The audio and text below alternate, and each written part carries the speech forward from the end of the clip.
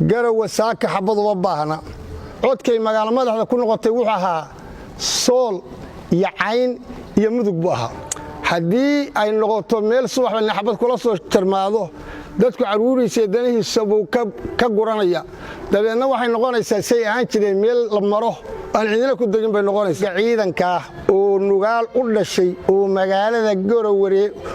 weerarayo ninka buurta la hardayo madaxaaga u tur xabadda ridaysaan waa gurigiini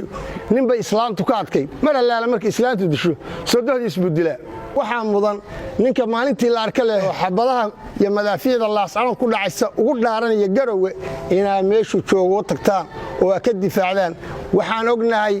inay laascaanood ay noqoto meel duntay waxaa sabay magaalo madaxda garowe laga dhigay markii madaxa laga toogto midigtan laga toogto salkan laga toogto dhexdeedan xabad laga bilaabo waxa la garanaya wax ku dambeyn karayso booskii islaam maxamed islaam ciisa fadhiya xalku haduu ka adkaaday isimada iyo waxgaradka inuu iskugu yeelay ahayd bismillaahir rahmaanir rahiim alxamdulillaahi rabbil caalamiin wassalaatu wassalaam ala ashrafil anbiyaa wal mursaliin wa ala alihi wa ashabihi wa man tabi'a bi ihsaan ila yawmiddin amma ba'du saakay oo subax arbacada waxaan rabaa inaan in yar oo baaq halkan ka jeedsho dacdada aadaan u dhibsanay oo ka dhacday shalay magaalada garowe muddana soo jiitamaysay aniga magacaygu waxa la Cabdiraxmaan Salaad Diir Sheekh Ordheere dadku waxay samayn bay ku faanaan Puntland maantayto dadna difaacanayo dadna ay samcana ugu fadhiyin waxa Soomaalidu tira xadaarada waxa burburiyay aan dib u soo marin anu waxa 98 markii la dhisay ergadii ka baxday gaalkacyo waxana khudbooyinkii diiniga ahaa ee lagu furayay tii koowaad iyo tii labaad labadaba ana furay waxana dadkii dhibta badan u maray oo hoteelka u degan u lugeyn jiray konton afraad mar labaad waxaan ahay dadkii wax ku bartay garowe iyo belley airboorka garowe ayaan xaabada ka guray 73 waxay ugu fadhidaa qiimo dad badan ay isugu fadhiyeen nabadgelyadeedu maxaa yeelay waxaan garanayaa aniga tababar la igu siiyay maadaama nin shaqo caalim oo qoon badan leh macallinkayga ahaa garowe inay tahay Puntland inay tahay hooyada Soomaaliya garowe ay tahay hooyada Puntland meel danaha Soomaaliyeed lagu ilaaliyo inay tahay marka koowaad mar hadii ay saatay waxa rabaa in ay ilaado marka koowaad ilaa islaax iyo amni baan weydiisanaynaa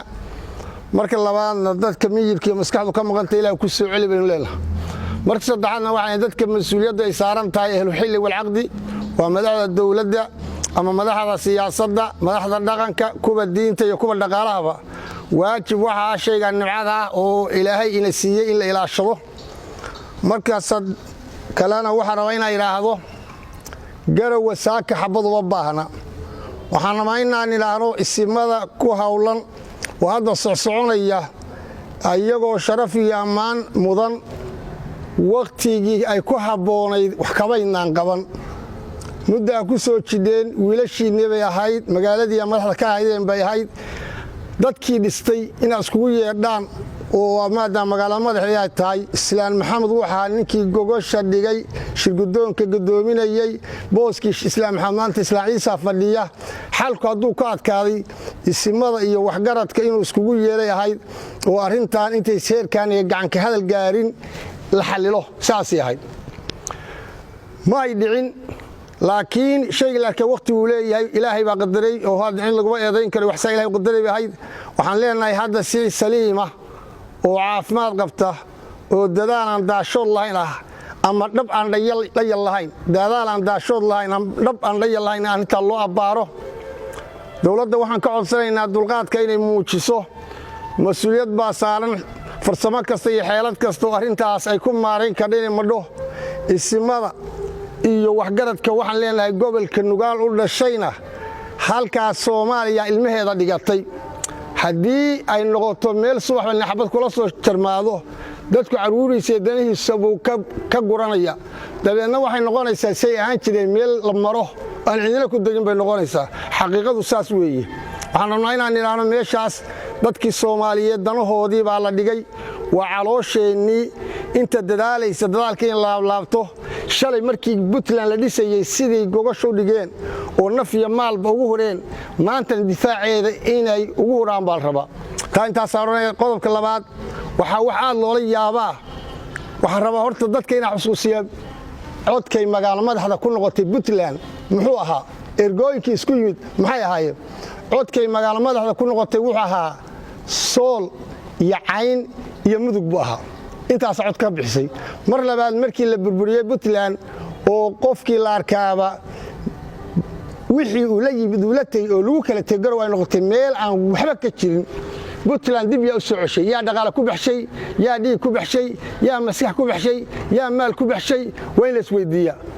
waxay ahaayeen boqolkiiba 90 reer mudug bay ahaayeen boqolkiiba 80 reer mudug 20na waxay ahaayeen reer sool yacayn bay ahaayeen waxa aad looga xumaadaa in ninka la Suldaan Siciid iyo ciidankii gobolka Nugaal u dhashay inay shalay joogeen Maraagi ciidankii garabkooda ahana caruurtooda xabad ku ridahayo waxa looga xumaado weeye waxay Soomaalidu tiraahdaa anigoo aan isleeyahay hadalkaas raadi qof adiga ahaan oo culimaan buu ku haboonaan lahaa ninba islaamtu ka adkay mar allaala markii islaamtu disho sodohdii isbedela waxaan leeyahay saraakiisha iyo askarta ka soo baxday gooja cadde ee barxadda garow xabadda ku ridaysaa war ma mudna ina garow xabadda ku ridaan ee waxa mudan ninka maalintii la arka leh yuucada xabadda ka ridaya oo xabadaha iyo madaafiicda laascano ku dhacaysa ugu dhaaranaya garowe inaa meeshu joogo tagtaan oo ka difaacdaan way waajibkiinaya dugsiga iyo meheradda iyo malcamada iyo shaybka iyo saqiirka iyo buugaanka iyo madaxda iyo maqaawirta garowe fadhida dhexda xabadda ugu rida ma ahan waxaan soo jeedinaynaa hubkaas inuu dib dama loogu ridin qofkii la arkay oo mas'uuliyadana bixa kaga aadan qabto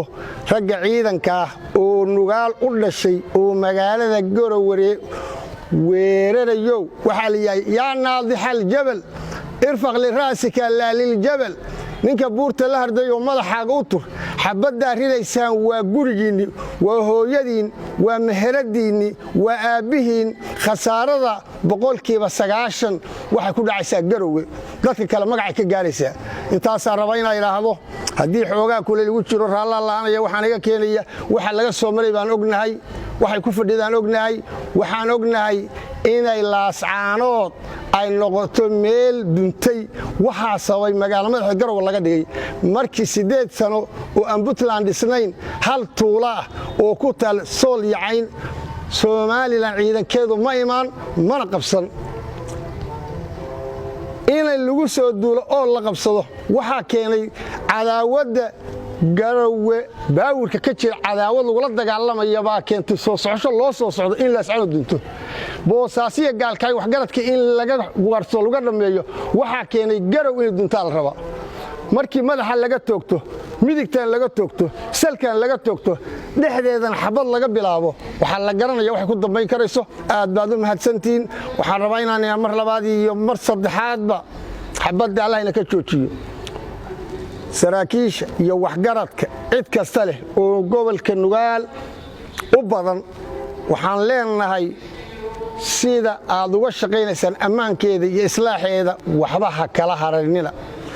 inta xabadda sito dhalinyarada inta hore uray baan leeyahay maandooyinow hooyadiin iyo gurigiini xisbiga Al-Taad ha noqonina ayaga hooyadii dil ahay 1990kii saldhigga Garowe ee Boosaasood hooyada kuwa ku dilay hooyadiin hadilina idin leedahay aad baa mahadsantiin wassalaamu calaykum waraxmatullaahi wabarakaatuh ma ogtahay in internetka shirkadda Golis ay ku keentay uu yahay internetka ugu xawaaraha sareeya dalka iyadoo macaamiisheeda u diyaarisay 3 fiber cable kaasoo gabi ahaanba meesha ka saaraya in marna aanu ka go'in internetku shirkadda Golis waxay diyaar kula tahay inay ku geliso gurigaaga xafiiskaaga iyo meheradahaaga kala duwan garaac 181 oo hadda dalbo internetka ha qabtira baahiyahaaga internet adduunkan aad kula xiriirtid mar walba wuxuu cudur yimaadaa caafimaad la waayaa hawadana cuslaataa markuu qashinku cufan yahay cagahaaga yaallo aan cidina qaadayn waa hadal caddaan oo cudurrada dhammaantood waxaa curiya qashinkee cid miyaanu helaynaa naga caawinaysaa qashinka carrada tuman caafi baa diyaaro kaa caawinayso carro wada nadiifaad ku caweynaysaay caafi haddeer u yeero nadaafaddu waa cutub iimaanka caynka diinta caddaysay caafi orod u yeero iska yaree culaabtiyo qashinka carrada tuman haddaba wixii faahfaahina kala xidhiir lambarada shaashadda kaaga muuqda